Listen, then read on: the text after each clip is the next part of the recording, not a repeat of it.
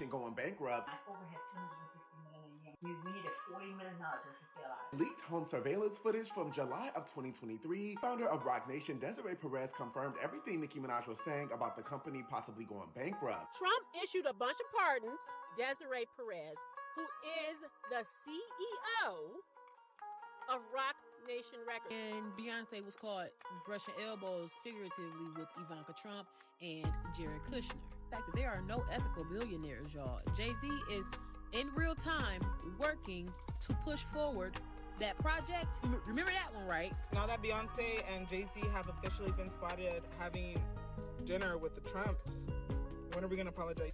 All right, y'all. So word on the street right now is that new reports are circulating claiming Beyoncé is allegedly pulling strings behind the scenes to push Nicki Minaj out of the music industry and block her from dropping future albums. According to those reports, the reason supposedly ties back to Nicki going full MAGA at a recent event with Erica Kirk. But girl, here's where things start getting spicy. Nicki's fans are absolutely not buying that story.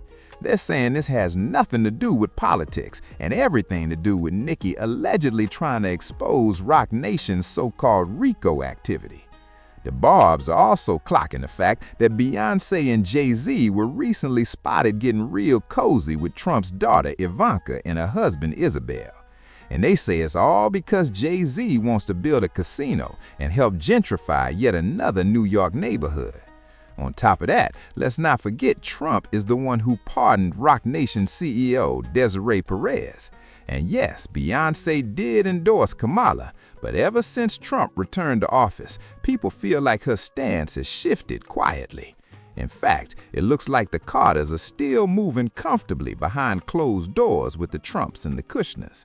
So now Nicki's supporters are asking, how can Beyoncé and Jay-Z come for Nicki when they're just like every other mega-rich celebrity couple choosing profit over everything while staying silent on all the BS going on? And that brings us to the real question. Did Nicki start leaning into MAGA because she heard Roc Nation was allegedly trying to end her career?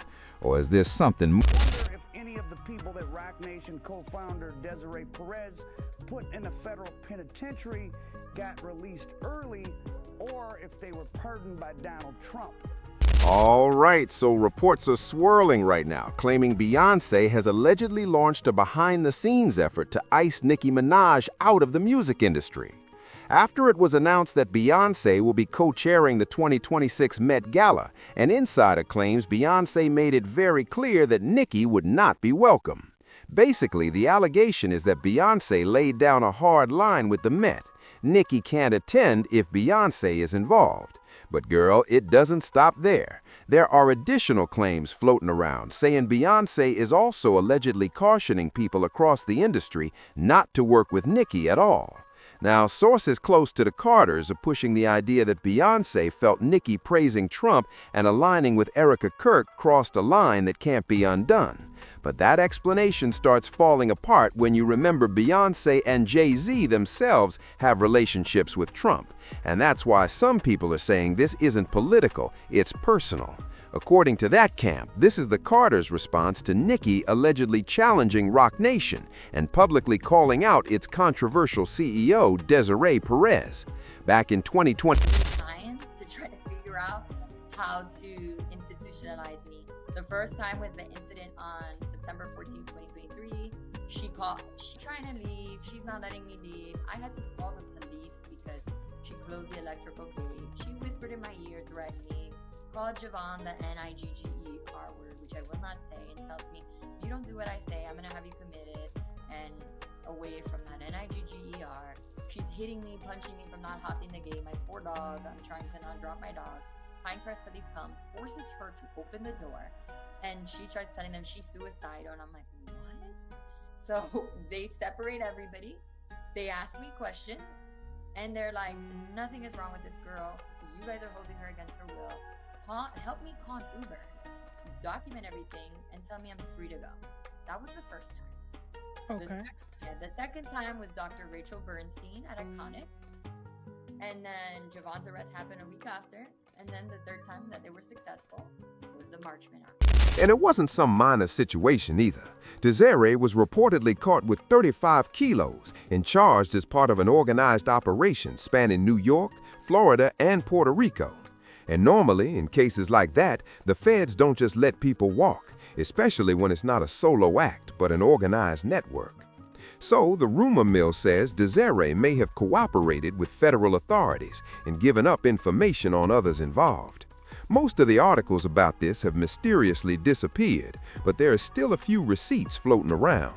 There's one cover story claiming Desiree wore a wire after the feds picked her up. And then there's a now deleted 2014 New York Daily News article referencing a June 11, 1996 court hearing where prosecutors praised their so-called star mole. Quote, "The defendant has really worked closely with these agents." Assistant U.S. Attorney Lawrence Bardfeld reportedly told a judge that while arguing to keep Perez out of prison. And this is where the timing raises eyebrows, because after all of that, Jay-Z later elevated Desiree to CEO of Roc Nation. That's why Nicki's fans believe there's way more history and tension here than what's being said publicly. And wait, there's more, because Desiree's past isn't just about one mistake from decades ago. According to Nicki, she's allegedly been tied to questionable behavior ever since Jay-Z put her in charge. The latest situation involves Desiree's estranged daughter, Diori Hadley. Diori is suing Desiree, claiming she orchestrated an involuntary psychiatric commitment. She alleges Desiree falsely. Your management team, he hasn't addressed this not once.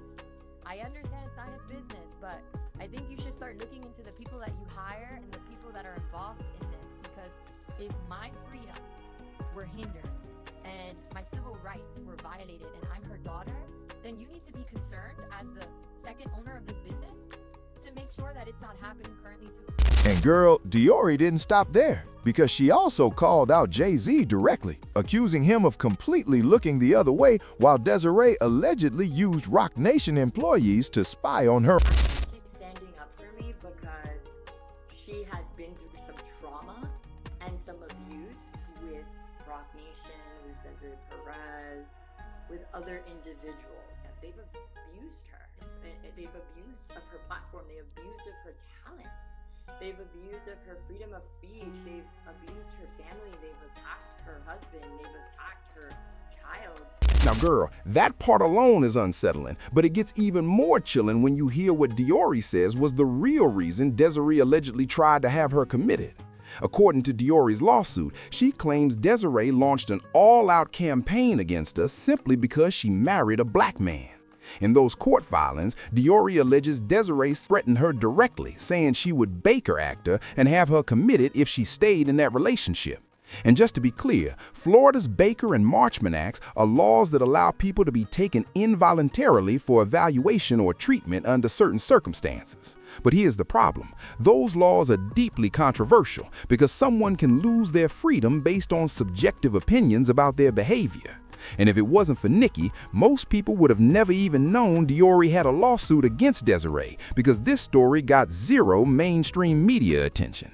Honestly, a lot of people don't even know who Desiree is or how closely she's connected to Jay-Z, despite the long list of questionable things in her past. So Nicki shining a spotlight on this situation really cracked open Roc Nation's inner circle and put Desiree front and center.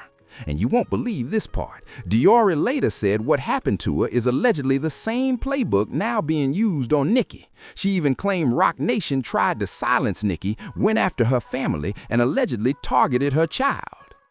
All these law firms, Quinn and Emanuel, Reed Smith, they have a lot of money and connections and resources. It's really sad. Somebody so resourceful, talented, high profile as Nicki Minaj being targeted. It should really scare the American people. It should really scare you guys too, right? Because I'm the daughter, so it's like at this point, if it's happening to me, I think she's really outspoken, and I'm grateful that she's being outspoken on it, because I think she's almost saying it like, well, it happened to me, it's happening to me. Diori went on to say she sees eerie similarities between what she went through and what Nicki is dealing with right now. She said the whole situation is terrifying because Roc Nation allegedly has far more behind-the-scenes power than most people could ever imagine.